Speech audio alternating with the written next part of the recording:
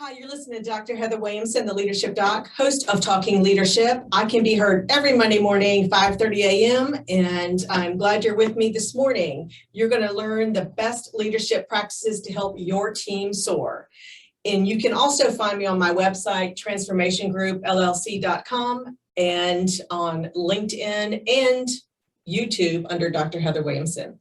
So I am here today. I'm really excited because I met Lauren a couple months ago because she and her nonprofit became members of Executive Women International, which next week I am going to have Debbie Clark, who is the current president this year for Executive Women International, as my guest. And so you're going to hear all about that organization then.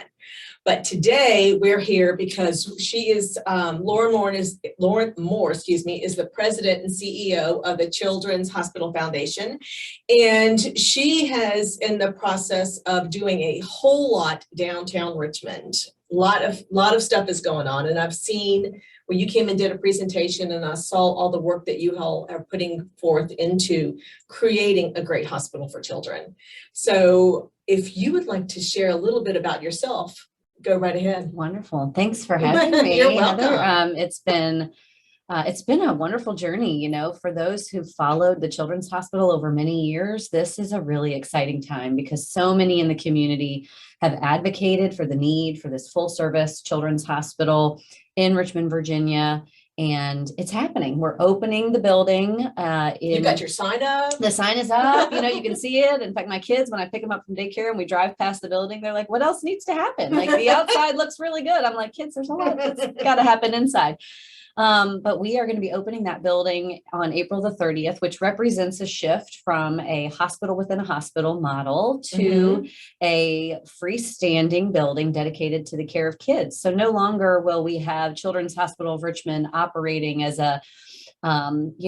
within an adult environment, which presents a lot of challenges, but actually having spaces that are designed for kids and their families. So, you know, the Children's Hospital Foundation, I've been with them for 3 years, and it is an incredible organization. You know, we get the great pleasure of being the fundraiser and the philanthropic fiduciary for the Children's Hospital of Richmond. And so what that means is we get to go out and tell the stories of the great work that happens there, and we get to facilitate the growth that happens there. And so what that means today are, you know, the addition of a lot of new faculty, of research programs, of our education programs as the teaching hospital, but most importantly, opening this building with a $100 million capital campaign, which is nothing to snuff at. It's a lot. And 3 years ago, we weren't really built for that. So It's had, you know, I joked with you before this, you know, we're kind of building the airplane while we're flying it.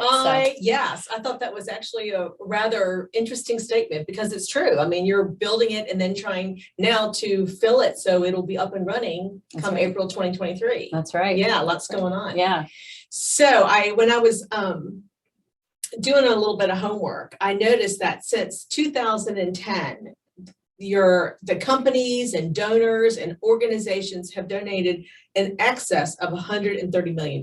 Yeah, we have had considerable success. Yeah. The community's really rallied around the Children's Hospital. Yeah. So and this is for like recruiting people for your programs. So what kind of programs are you offering to help, you know, the children and the families who are coming to need your services? Yeah. So we have over 53 specialties covered in pediatric medicine, and some of the most, unique subspecialties, and we can do the things that a lot of other places can't do, which means that it's a great asset for the region, but also, you know, we served kids from 42 of the 50 states last year because we have these marquee programs.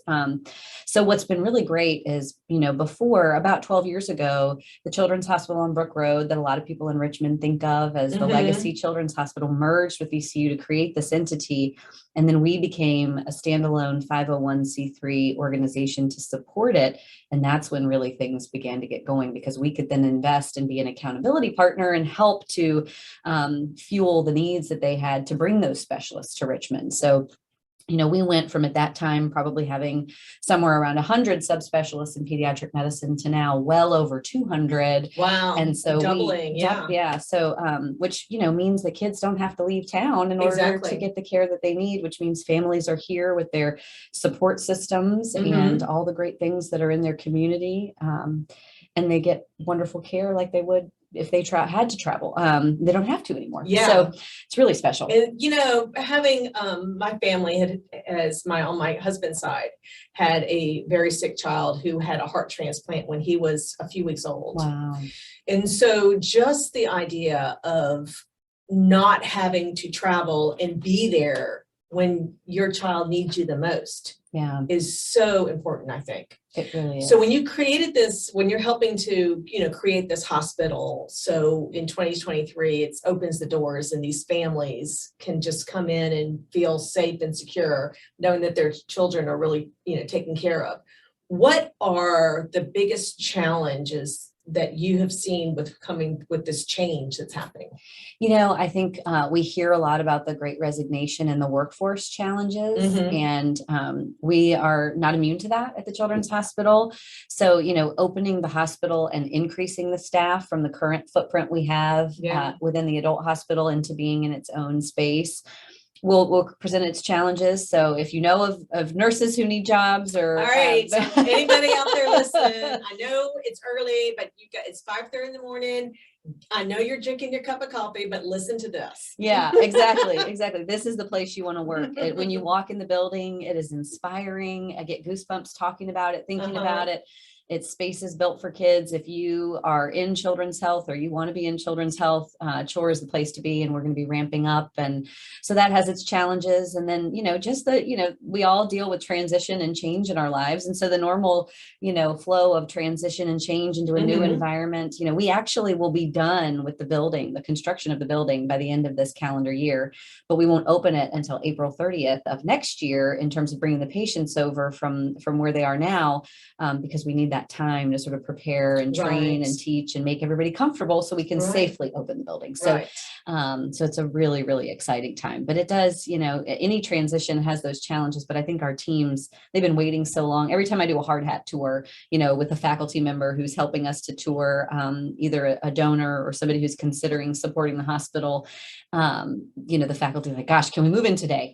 Especially our emergency medicine chief. He's like, Lauren, he's like, we have got to get in this building. We are so confined on space and we're so excited to be in this building. And it's really wonderful to see the smiles on their faces and know what they're going to be able to do for families in Richmond. So what has been your, I would say, number one kind of go-to approach when it's dealing with these challenges that come up? Yeah, I mean, it's really in partnership and being open and transparent about where we are as an organization. I think that's really important. And that is just not done as much as it should be. It's really not. Organizations. No, but it's so important. It is. You talk about magnetic trust, and I was looking into you too, and kind of, that trust and that rapport and that, being real. We're real people. We have real challenges, and and we're doing big things. And if it were, if it were easy, it had been done a long time ago. So, I think we're taking on big, challenging things. And so they come with obstacles, but we navigate those, and we do that by working together. We don't do it alone. So. So how do you motivate your team? I mean, I know it's children, and that in itself is a motivator, I think, if you're doing something for the good of the child. So, but how do you motivate those who just kind of think it's a great, helping some really sick kids, but that can only go so far, right? Yeah, exactly. Well, and I think there's a misconception that, oh gosh, Lauren, you guys are raising money for kids. Like, that's the easiest thing. People just, you just show up and they're giving you millions of dollars. Well, actually, it takes time and intentionality and relationship building. And, when I came into this organization, we were strong, but we weren't doing the kind of fundraising that was going to get us to $100 million capital campaign for a building so that this building could open and be here in Richmond. And so we had to really, I mentioned that adage of building it while in flight. We had to get the right team put in place to be reaching out and developing those relationships in the community, because honestly, people don't want to think about needing a children's hospital. They're glad it's here, but you don't want to think about, you know, that worst day that could happen or that terrible diagnosis. And so our job is to,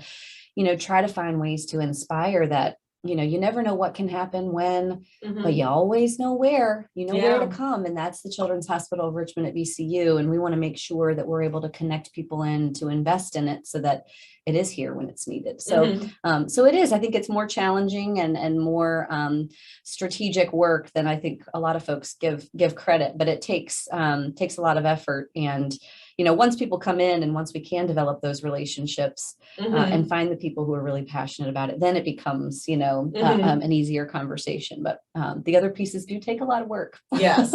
Well, speaking of that, in inspiring the community, how would they even get in touch with you?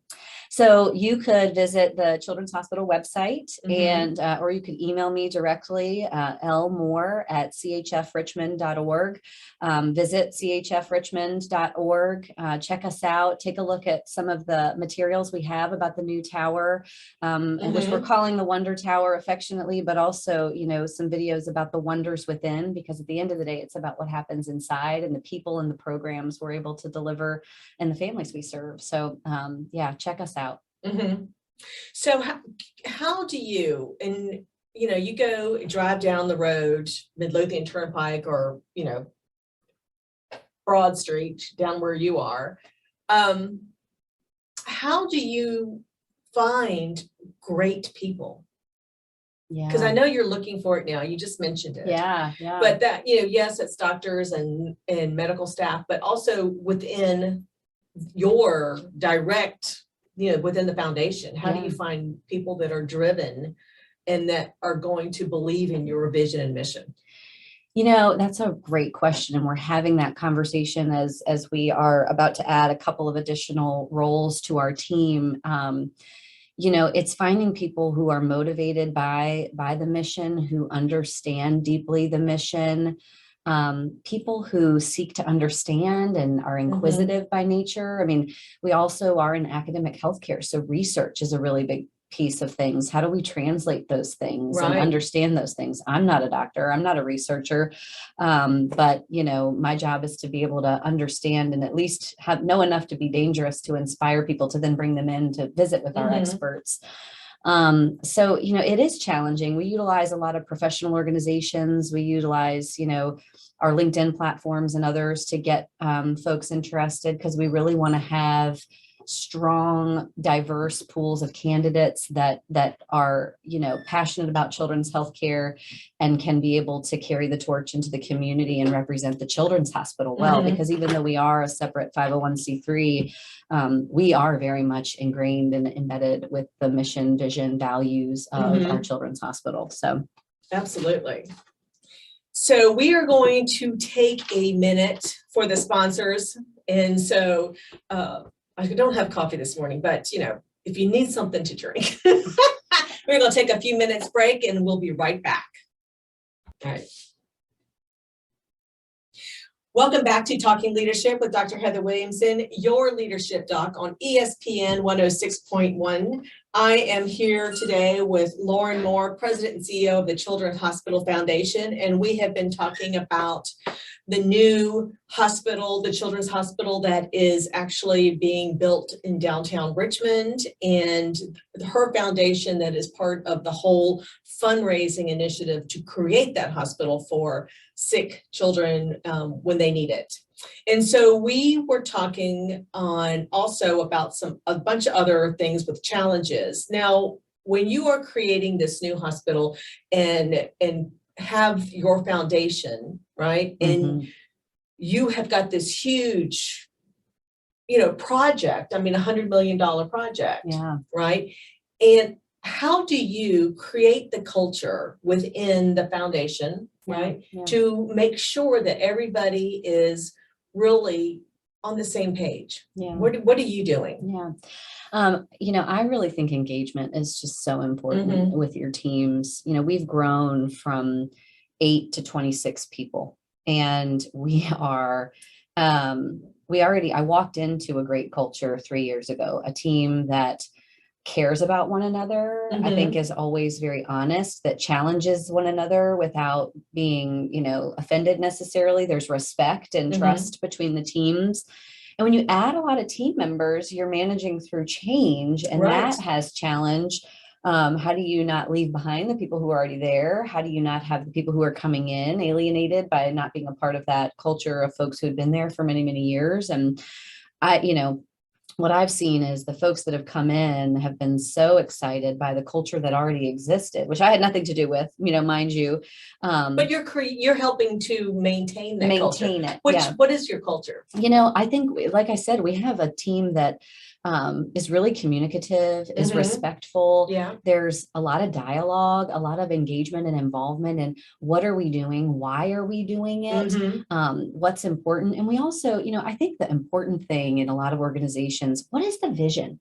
How do you get people? If you don't go to work and know exactly what the mission, vision, and values of your organization is, what is your purpose? Yeah. Right. And so, the Children's Hospital of Richmond has a stake in the ground that we're going to be a top 20 children's hospital. We are going to be among the nation's best. And we have made progress. And a lot of that progress has been fueled, most all of it actually, by the investment of philanthropic dollars to grow.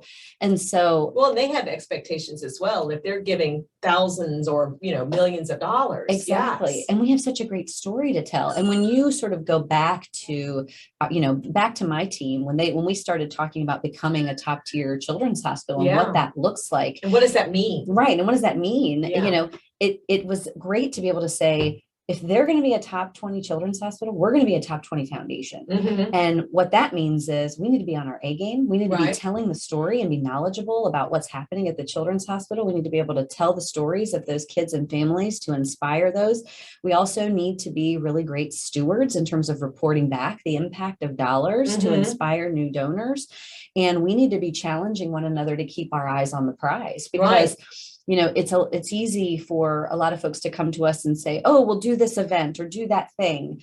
But we always have to keep the main thing. And it's not that events don't have value. It's not that, they don't fit in somewhere, but how do we manage those things together where they don't suck up all the time, so that we're not doing, cultivating those one-on-one relationships, but we're worried about event logistics, and how do we be the best stewards we can? And I'll tell you, my team, I think, really gets excited. And I think it just says a lot about the people who choose to work in the field, that, they care about the community. They care about the success of the organization. They're bought into the vision, not only of the Children's Hospital Foundation, but of Children's Hospital of Richmond at VCU. Right. And I think we all I share with them, this deep sense of purpose with what we're doing, and admiration, which I think is for our colleagues in a lot of organizations. Yeah. It really is. Yeah. And I'm so excited that that you are not, following the trend of some organizations, but are kind of stepping out there and say, this is who we are. This is our vision. This is our mission. And this is the purpose of why we do what we do every single day. Right. Yeah. Yes. It has to be at the forefront. And I think, it's, this is an interesting time. We mentioned from the healthcare workforce, the Great Resignation, but I have colleagues all around the country, foundations or development offices at other children's hospitals or not-for-profits, where they're feeling the same strain and churn. And I really, I think we've built a really strong culture. We've invested in those teams, and we've had one retirement in the pandemic, and we've not lost a team member one. We've added team members. So we have not been, and I think that I feel really proud of our management team and of, the fact that we've developed and cultivated every day that culture, and that we haven't had that churn that a lot of places have, which I recognize is extremely challenging. Yes. So you have been able to retain your talent. Yes. And I know we talked about culture, but what one thing do you think is helping to retain your talent? We are not for profit, but we also run like a business. We have performance expectations. We work diligently to set our team members up for success. Right. Accountability in our organization is a carrot, not a stick.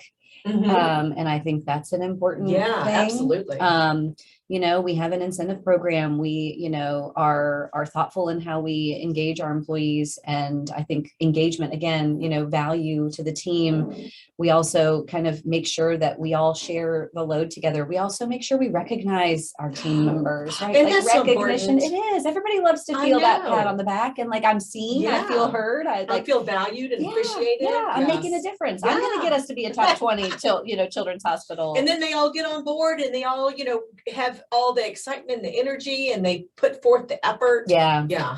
The other thing, Heather, and I know this is a really hot topic right now, and I struggle with it. And I think, none of us signed up to manage or lead in a global pandemic.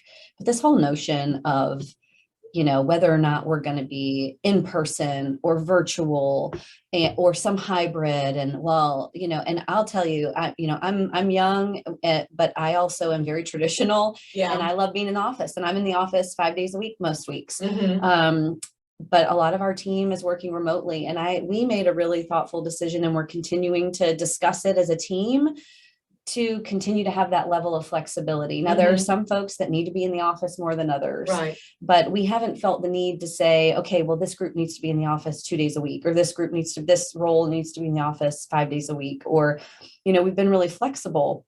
And I think a lot of the workforce is looking for that. And yes, they it are. also feels like a yo-yo when you're kind of back and forth around the pandemic and but the work world has changed. Yes. We have had a lot of shifts, and, we've just made a decision to say, our policy is that we're going to be flexible. Yeah. And that might feel nebulous to a lot of people, but, and we're working on ways that we can still define what that means and what that looks like as an organization. But we're not blanketing the organization with a policy around people needing to be in, a certain time. And I think because we have such a strong culture, we have the luxury of that. I know Right. a lot of organizations may or may not have that, but I do feel like that's really strong. And on a leadership podcast or, a radio show, it's important to kind of have that discussion about, what that looks like and how we all are feeling fatigued by it. I feel fatigued by it all the time. I'm tired of talking about it, Yes. but it's important.